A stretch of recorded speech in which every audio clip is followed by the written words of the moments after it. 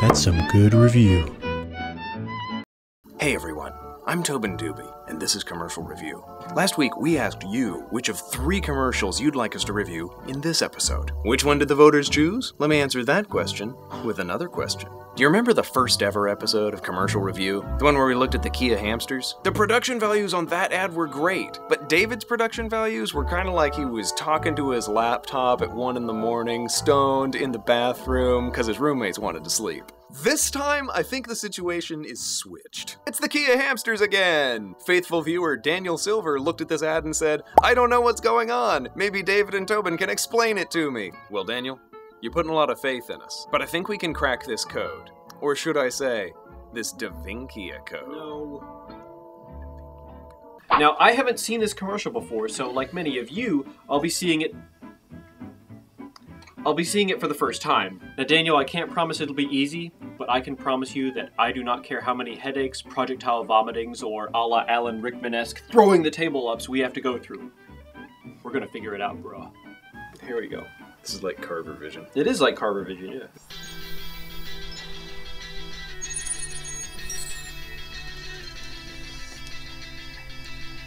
What do you make of that? Baby, I'm playing on you tonight. Hunt you down, eat you alive. Just like animals,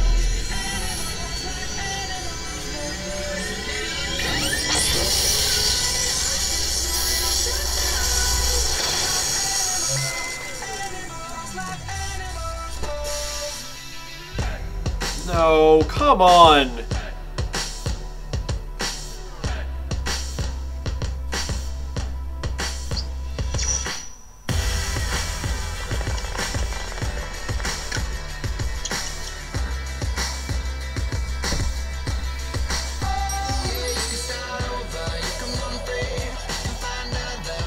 This is making me angry.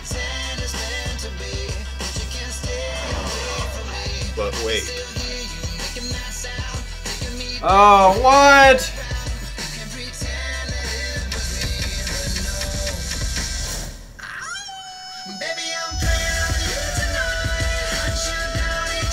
This is...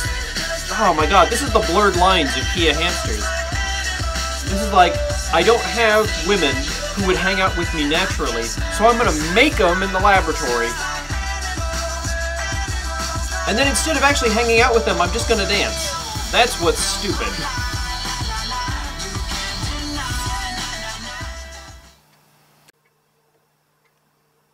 It's gonna take me a little bit of time to process that one. First impression for me is I'm as much of a furry as the next guy, but that chick was creepy. No, the next guy's not a furry. Wanted to make that clear. Have you not seen Disney Robin Hood? My opening thought was that girl was creepy. It was the bodysuit and the hamster head. You started that by saying I like anthropomorphic animals as sex symbols as much as the next guy, but that one didn't do it for me. Even though if you were looking for an anthropomorphic sex symbol, that would be the one. I'm trying to throw him a bone here. Sure, if you were only watching this commercial from the neck down, then everyone's looking either just like fat, dumpy scientists or really good. But once you put the hamster heads on it, then it's just a whole new level of creepy. There's no We're on the argument same here. page there. We're on the same page. Yeah. So my second thought was, it's not as objectifying as it seems, because you remember the movie Weird Science? I don't even know the movie Weird Science. So these two loser high school boys can't get any girls. They hook up their computer to every other piece of machinery in the house. The dishwasher, the toaster oven, garbage disposal. They start feeding in Playboy magazines and like everything they can find into the computer to build the perfect woman. They put the alligator clips on a Barbie doll, bring her to life. And then for the rest of the movie, she belongs to them because they made her. She doesn't have a problem with it. What would you little maniacs like to do first? What if this girl is the same way, where she doesn't feel objectified? They made her in a lab, so... No, they made the hamsters make her in a lab. There's an animator, and then behind that an ad agency, and behind that an advertising exec who was like, yes, I want to see me some sexy hamster. And so that brings me to the third point of we have hamsters and we have pet hamsters, and when I first saw it I thought maybe it was a test subject. Maybe these hamsters have lab hamsters? But then I thought maybe it's one of their babies, and instead of a walker, they put their babies in a ball. Imagine that this was people. What you are seeing, basically, is not even like a baby in a ball. It's like an embryo in a womb, but it's just sort of like rolling the womb up to a Kia car. Here's what doesn't make sense about that. Oh, tell me. Here... Tell me which thing. Which one thing doesn't make sense about it. Someone, as part of this ad campaign, with already hamsters as people in mind, was like, oh, and there should be a hamster ball. Now, that would be as weird as, you know that baby from those E-Trade commercials who's like talking like, you know, oh man, I can't believe that this, you know, person is doing this thing. Like, it would be as weird as them with another baby in a crib. Like, the tiniest baby, and it would be mute, you know, like an actual baby. So my question is, how is this any weirder, really, than Mickey Mouse having a pet dog? Oh no, that's so much weirder. This Kia commercial is as if Mickey put Pluto in a lab and turned Pluto into sexy Pluto and then wanted to bang Pluto. Okay, yeah, alright. That's the level of weird. It's not really bestiality as much as it's slave clones. That is the kind of future that electric cars are ushering in. One of the video choices that was available when you scrolled through the YouTube options after this video was Kia hamsters get sexy. And all I could think of was how much of a first world chauvinist nerd fantasy this is. This commercial dignifies a situation in which fat techies push a button and have supermodels spawned that want to make out with them.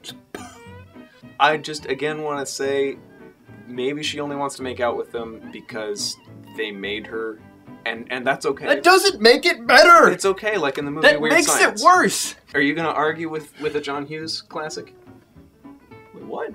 So at first, when the girl comes out and they run into the car, I thought that was the commercial. If you used science to make a sexy supermodel, you would still be interested in the electric Kia because it's even hotter. The Kia Soul EV. Sexier than a hamster in a bodysuit. There you go. I just don't know where this trend ends, because let's think about what it was last year. Last year it was just fat hamsters who needed to get in shape. Mm-hmm. They needed to trim down to look sexy. They really let themselves go again. They did let themselves go again, but now the transformation is from tiny, weird slave hamster into sexy supermodel slave hamster. Without even working out. I think that's the damaging part of this message. Yeah, there's no work that's involved. Again, it's just some dude sitting back like, oh, give me a woman! I think it's going to make girls feel bad about their bodies who have to work out. It's at least going to make hamsters feel bad about their bodies. They probably already do. There's some hamster in a wheel who's just like, I'm going to be skinny someday! So Daniel, here is our attempt to answer your question,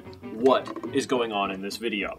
First of all, we have to ask literally what's going on. The transformation from old Kia to new Kia is as exciting as transforming some little tiny animal into a sex symbol. What we want to understand is how this video got made.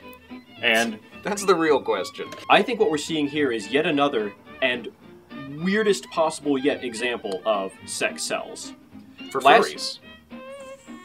There are only so many things you can do with the original hamsters before just changing them isn't enough. Making them anthropomorphic? Okay, check, we did that. Making them suave and svelte and ready to take on the red carpet? Okay, we did that. Really, the only thing at this point you could do is put them into weirder or more unusual situations, and that's not going to be as fun or as clever anymore. So all you can do is start making women hamsters. As we have seen time and time again since the dawn of animation, men get introduced first and women get introduced as wives.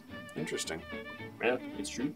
I think you might be missing a larger point, though, here is maybe we are seeing a little bit of an origin story of how the hamsters transformed into anthropomorphic hamsters in the first place. It was probably with some kind of electricity machine, like in this commercial. I'm gonna stop you there. The key question here, or perhaps I should say, the key is what are these commercials going to look like in the future? We've already had the transition from dumb animal to thinking animal, and then from thinking animal to gym membership animal, and then from that to supermodel animal. So the only thing you could really do at this point is change the supermodel hamsters to supermodel humans, and then that get weird.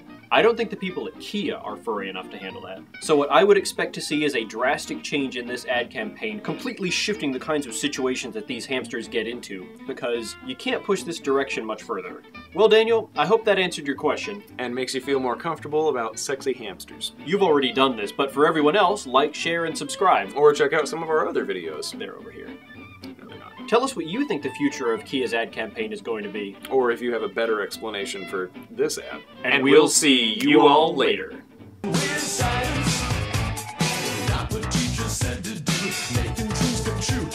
tissue, warm flesh, weird science.